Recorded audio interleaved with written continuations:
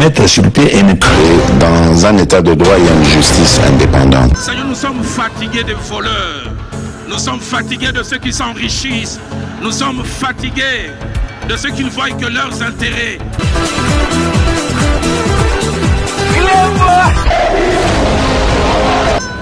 Je m'engage à user de tout ce qui est en mon pouvoir pour que les erreurs du passé ne se reproduisent plus et pour que les actions nécessaires à l'avancement de notre pays soient promptement prises.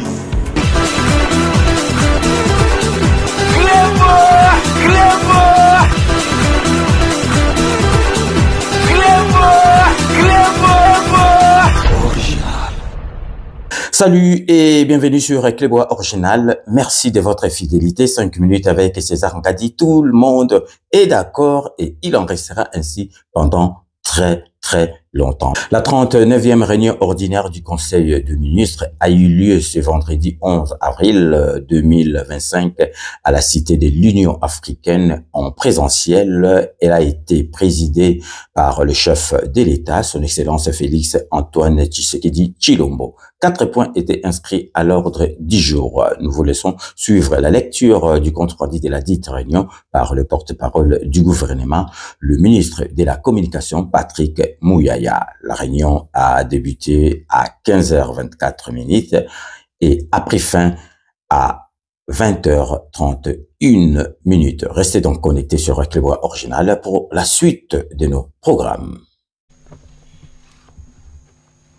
Compte rendu de la 39e réunion du Conseil des ministres. Le président de la République, chef de l'État, a présidé ce vendredi 11 avril 2025 à la Cité de l'Union africaine, la 39e réunion du Conseil des ministres.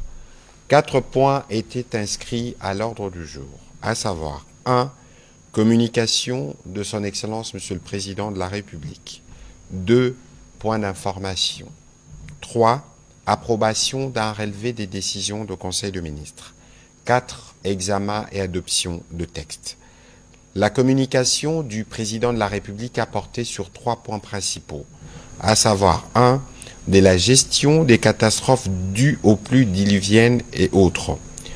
Le Président de la République a commencé par rappeler sa communication à l'occasion de la 2e réunion extraordinaire du Conseil des ministres tenue le 6 décembre 2024, où il avait attiré l'attention du Conseil sur la recrudescence des catastrophes naturelles dans notre pays, entre autres des inondations meurtrières et des pluies diluviennes.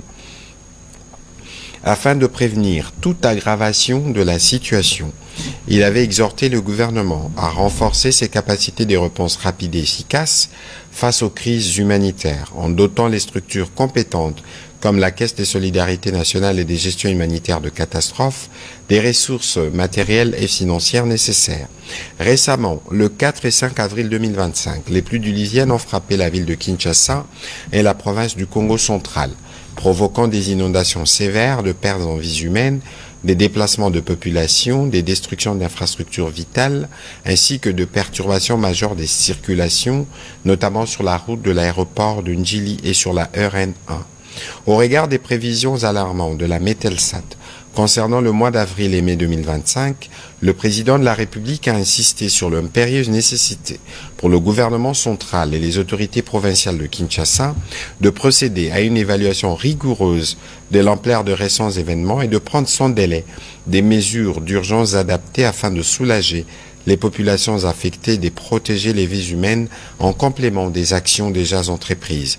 Il a par ailleurs engagé la Première ministre avec tout le ministre sectoriel à définir un schéma clair et opérationnel de gestion de catastrophes en vue de prévenir de nouvelles tragédies. De même, le ministre des Finances a été instruit de veiller à la mise à disposition effective de fonds nécessaires au profit de la Caisse de solidarité nationale et des gestions humanitaires de catastrophes afin de lui permettre de remplir pleinement sa mission. Le deuxième point de la communication du président de la République a porté sur la réduction du prix du passeport biométrique ordinaire. Fidèle à son engagement pris en 2019 afin de soulager nos compatriotes du poids financier lié à l'acquisition du passeport ordinaire biométrique, le président de la République avait alors décidé d'en réduire le coût à l'équivalent en francs congolais de 99 $ américains. Cette décision s'inscrivait dans une vision plus large de l'action publique, celle de rapprocher l'État des réalités quotidiennes de nos concitoyens en faisant de la justice sociale, de l'efficacité administrative et de la bonne gouvernance les piliers de notre gestion. Aujourd'hui, dans la même dynamique, avec la ferme volonté de rendre ce document essentiel encore plus accessible, le président de la République a pris la décision, après analyse des différents paramètres lui présentés, de ramener les prix du passeport ordinaire biométrique à l'équivalent de dollars américains, 75 $. Cette mesure, à forte portée symbolique et sociale, vise à garantir à chaque citoyen et chaque citoyenne un droit fondamental, celui de pouvoir s'identifier et circuler librement sans que des conditions financières n'en constituent un frein. Elle participe également d'une volonté politique affirmée de réformer l'administration au service de la population en la rendant plus équitable et plus inclusive. Son exécution devra se faire avec rigueur, équité et responsabilité en tenant compte des éléments suivants. La préservation des engagements contractuels en cours afin de maintenir la crédibilité de l'État et sa capacité à honorer ses obligations essentielles.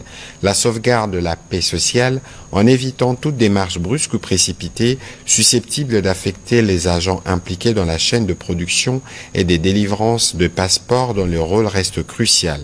À cet effet, il a instruit la ministre d'État, ministre des Affaires étrangères, à engager sans délai une concertation approfondie avec le ministre d'État, ministre du Budget et celui des Finances. Par ailleurs, il est attendu que la ministre d'État en charge des Affaires étrangères soumette dans les meilleurs délais au gouvernement un calendrier clair et détaillé de mise en œuvre, comportant notamment la date précise du lancement officiel du nouveau passeport ordinaire biométrique avec la nouvelle tarification. Le troisième point de la communication du président de la République a porté sur la problématique de suspension des mandataires publics. Le président de la République est revenu sur le constat des tensions concernant la gestion des actions disciplinaires à l'égard des mandataires publics, tant au sein des entreprises du portefeuille que des établissements publics de l'État.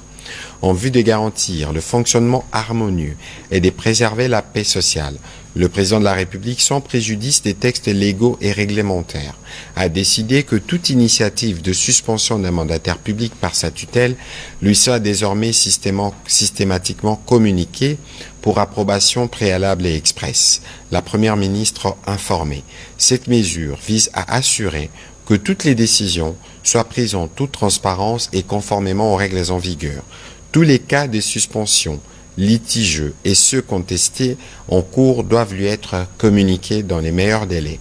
Par ailleurs, le président de la République a engagé la Première ministre à organiser régulièrement, avec le concours de son cabinet du ministre du portefeuille, des sessions de formation à l'attention des responsables tant des entreprises et établissements publics que de la tutelle sur les procédures disciplinaires afin d'éviter les abus et de garantir les droits et les obligations des uns et des autres. Au deuxième chapitre du Conseil de ministres de ce jour, relatif aux points d'information, État et administration du territoire. Le vice-premier ministre, ministre de l'Intérieur, a présenté au Conseil l'État et l'administration du territoire. L'état d'esprit de la population a été principalement marqué par la consternation consécutive au sinistre dans la ville de Kinshasa, par l'inondation de plusieurs quartiers provoqués notamment par les débordements de la rivière Ndjili. Dans un autre chapitre, il a informé le Conseil de l'organisation d'un atelier dans quelques provinces à l'intention de comités locaux de sécurité en vue de lutter efficacement contre la criminalité et les banditismes. Au chapitre de catastrophes et sinistres, le vice-premier ministre, ministre de l'Intérieur, a évoqué pour le cas des pluies diluviennes de Kinshasa les bilans de 48 décès, plus de 7000 sinistrés. Il a aussi fait mention du bilan dans la province du Congo central, mais aussi du naufrage d'une baleinière dans la province de l'Équateur. Des pluies diluviennes ont également fait périr 2 personnes dans la province du Sud Kivu et 2 autres dans celle du Tanganyika. Toujours sur ce chapitre sécuritaire, le vice-premier ministre, ministre de la Défense nationale, a quant à lui informé le membre du Conseil de la situation des opérations militaires sur les différents fronts, y compris celles dans la périphérie de Kinshasa. Évolution de la situation récente sur le marché d'échange ainsi que de biens et services. Intervenant comme invité, la gouverneure de la Banque centrale a indiqué que la conjoncture économique reste marquée par la poursuite du processus de désinflation et de la stabilisation du marché d'échange en dépit de perspectives mondiales moroses. En effet, l'inflation et la dépréciation de la monnaie nationale reculent par rapport à l'année précédente. Cette situation est le fruit d'un maintien d'une politique monétaire restrictive et d'une meilleure coordination de politique conjoncturelle. Au cours de la première semaine d'avril 2025, le taux d'inflation hebdomadaire s'est établi à 0,16% contre 0,15% une semaine plus tôt, portant les cumuls annuels à 2,52% contre 3,9% la période correspondante de 2024. En glissement annuel, le taux d'inflation a atteint 10,16% contre 21,34% à la période correspondante de 2024 et une prévision de 7,8% à la fin de 2025. Au 3 avril 2025, le franc congolais a connu par rapport au dollar américain une dépréciation de 0,12% à l'indicatif et une appréciation de 0,16% au parallèle par rapport au 28 mars 2025. Après avoir examiné les facteurs de risque au plan interne et externe, la gouverneure a formulé une série de recommandations afin d'y faire face et de continuer sur la trajectoire de la stabilité et de la résilience. Situation épidémiologique en République démocratique du Congo. Le ministre de la Santé a présenté la situation épidémiologique en RDC, essentiellement liée au Mpox et au choléra. Avant d'aborder cette question, il a présenté les bilans des désastres survenus à la suite de la pluie diluvienne qui s'est abattue à Kinshasa dans la nuit du 4 au 5 avril 2025, occasionnant de pertes en vies humaines et des dégâts matériels importants dont des matériels roulants, les meubles, les écoles endommagées, les maisons, les ponts, des animaux d'élevage emportés, mais aussi les déplacements de familles inondées vers d'autres maisons d'accueil et ou centres d'hébergement. Au 10 avril, il a été enregistré plus de 70 décès disparus, plus de 150 blessés. 73 établissements de soins de santé ont été touchés dans 8 zones de santé et 21 606 ménages touchés dans les 10 zones de santé et plus de 7 000 personnes sinistrées sont provisoirement hébergées au stade de Martyr et Tata Raphaël. Tous les enfants de moins de 5 ans reçoivent de vaccins et les blessés sont acheminés progressivement dans les établissements de santé. Revenant sur la situation épidémiologique, il a signalé une tendance de diminution pour le Mpox et une hausse des cas notifiés pour le choléra. La situation des pandémies dans les zones sous occupation a fait également partie de la note qu'il a présentée. Note d'information relevant du secteur des affaires foncières. La ministre d'État, ministre des Affaires foncières, a présenté au Conseil la note relative à l'interdiction de la désignation des agents et cadres des circonscriptions foncières par les gouverneurs et autres autorités des entités territoriales décentralisées en vue d'atteindre les objectifs liés à la bonne gouvernance foncière telle qu'inscrite dans la lettre de mission de la Première ministre chef du gouvernement. Or, il s'observe dans plusieurs provinces la violation de la loi en ce qui concerne la nomination dans les circonscriptions foncières qui sont sous la responsabilité directe du ministre des Affaires foncières. Ces nominations qui non seulement violent les textes légaux, mais consacrent également l'absence de l'expertise adéquate. D'autres gouverneurs vont jusqu'à remettre en cause les actes des autorités des tutelles. Pour faire face à cette situation, elle a estimé qu'il est urgent que son ministère prenne les actes qui s'imposent pour mettre fin à l'anarchie qui s'est installée dans ces secteurs au niveau de plusieurs provinces. À son tour, le ministre d'État, ministre des Infrastructures, a donné à l'intention du Conseil les informations sur l'état de la route nationale numéro 1 reliant Kinshasa à Matadi ainsi que sur les débordements des eaux de la rivière Ndjili ayant occasionné des graves inondations et de pertes importantes en vies humaines et matérielles. En effet, le trafic a été perturbé sur la RN1 provoquant de longues files de véhicules disséminés entre la cité des Kassangoul et les triangles de la cité verte à Kinshasa avec plusieurs dégâts, notamment des érosions. Il a rassuré qu'à la suite de travaux entrepris, Le trafic a été rétabli 24 heures après pour les petits véhicules. Ensuite, les travaux ont continué jusqu'à pouvoir rétablir le trafic de grands camions. La menace de rupture de la chaussée est écartée alors que les travaux se poursuivent encore pour l'amélioration de la route. S'agissant du débordement des eaux de la rivière Njili, il a fait savoir que Kinshasa est en proie à des inondations et érosions occasionnées notamment par les eaux de ruissellement canalisées sans respecter les exigences de l'urbanisme. Les réseaux existants est devenu inopérants pour l'évacuation des eaux fluviales. Les occupations anarchiques des espaces non édificandi constituent une autre pratique dangereuse, accentuant les phénomènes décriés, parmi lesquels l'encombrement de berges des rivières. Il a attiré l'attention du Conseil sur le risque que court la partie ouest de Kinshasa de subir les mêmes conséquences à cause de l'occupation anarchique de la baie d'Engaliema. Il a été sur ce sujet complété par le ministre délégué près l'urbanisme et habitat en charge de la politique de la ville et toutes ces prérogatives, toutes ces questions liées aux inondations ainsi qu'à leurs conséquences feront l'objet d'une grande réunion autour du président de la République les mardis prochains. Adhésion à l'accord partiel du Conseil de l'Europe. La ministre des Droits humains a présenté au Conseil la note d'information consacrée à l'adhésion de la République démocratique du Congo à l'accord partiel élargi du Conseil de l'Europe. L'adhésion de notre pays à cette institution représente une opportunité stratégique pour renforcer sa présence sur la scène internationale et bénéficier d'un cadre de coopération multilatérale favorisant les développements démocratiques, la promotion des droits humains et l'échange de bonnes pratiques en matière de gouvernance. Pour la République démocratique du Congo, cette adhésion aura entre autres avantages, la promotion des droits humains et de l'état de droit. En s'associant aux travaux du centre, notre pays pourra bénéficier d'une expertise technique et des recommandations pour améliorer ses politiques publiques en matière de respect de droits fondamentaux et de gouvernance. Relance de la gouvernance de l'enseignement supérieur et universitaire. La ministre de l'Enseignement supérieur et universitaire a centré sa note sur les mesures de relance de la gouvernance de l'enseignement supérieur en République démocratique du Congo.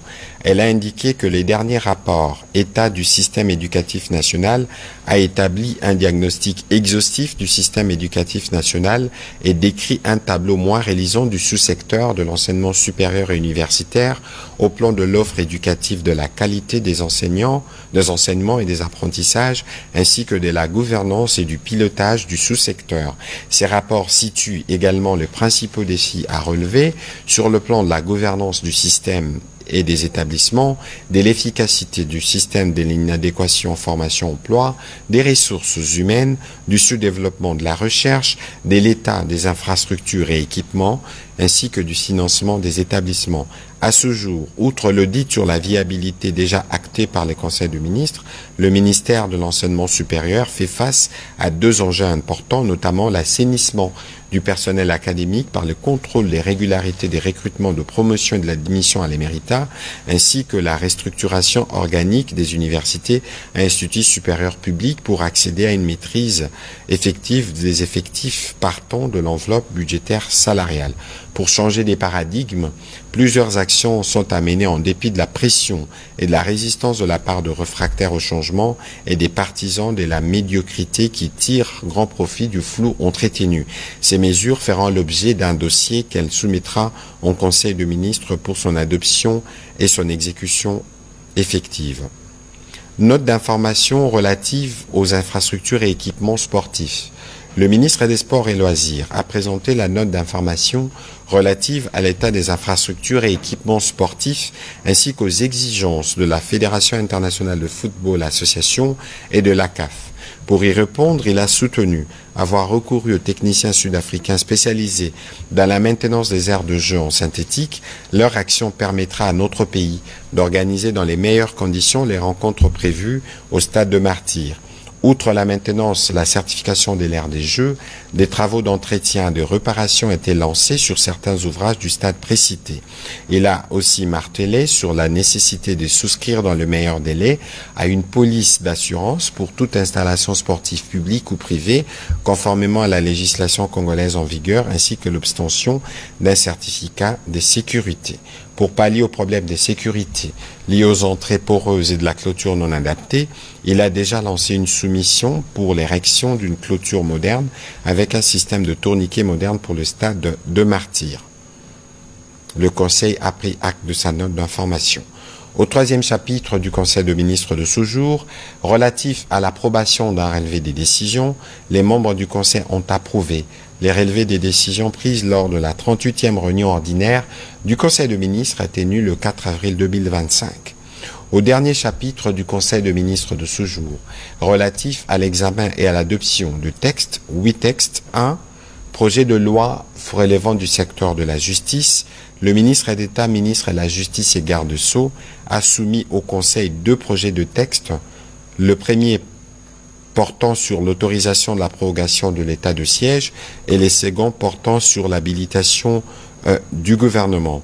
Après débat et délibération, les 2 textes ont été adoptés. Projet de texte relevant du secteur de finances, le ministre des Finances a soumis au Conseil 5 textes pour examen et approbation. Il s'agit respectivement du projet de décret portant réglementation de la vidéo-verbalisation en matière de contravention routière, le projet des décrets portant modalité d'exploitation et des fonctionnements du lieu de mise en fourrière de véhicules, les projets des décrets fixant le cadre général de réévaluation légale de l'actif immobilisé des entreprises, le projet de loi portant principes fondamentaux du secteur de jeux d'argent et des hasards en République démocratique du Congo, et enfin le projet de loi portant modification de la loi numéro 15/05 du 17 mars 2025 portant code des assurances. Après débat et délibération, ces textes ont aussi été adoptés. Dernier texte soumis au Conseil de ministres de ce jour, projet des décrets relevant du secteur des hydrocarbures. Le ministre des hydrocarbures a soumis au Conseil le projet des décrets afférents au régime d'attribution de droits pétroliers à la Société nationale dans le cadre de la valorisation des ressources en hydrocarbures et de la relance du processus d'exploration et d'exploitation en République démocratique du Congo. En exécution de la lettre de mission de la Première ministre, il a motivé la nécessité de déterminer une nouvelle stratégie de relance des travaux d'exploration et de dynamisation de la production pétrolière dans le cadre de la valorisation du domaine pétrolier.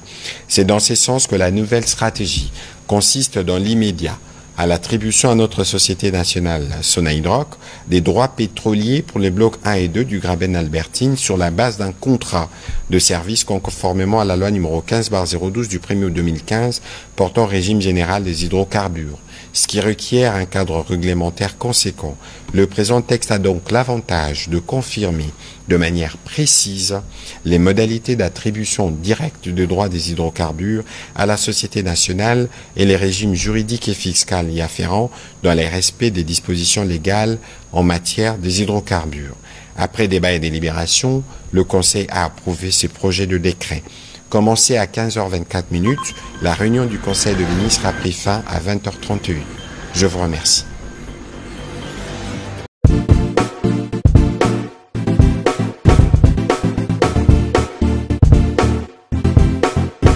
On doit mettre sur pied une créer dans un état de droit et une justice indépendante. Seigneur, nous sommes fatigués des voleurs. Nous sommes fatigués de ceux qui s'enrichissent. Nous sommes fatigués de ceux qui ne voient que leurs intérêts.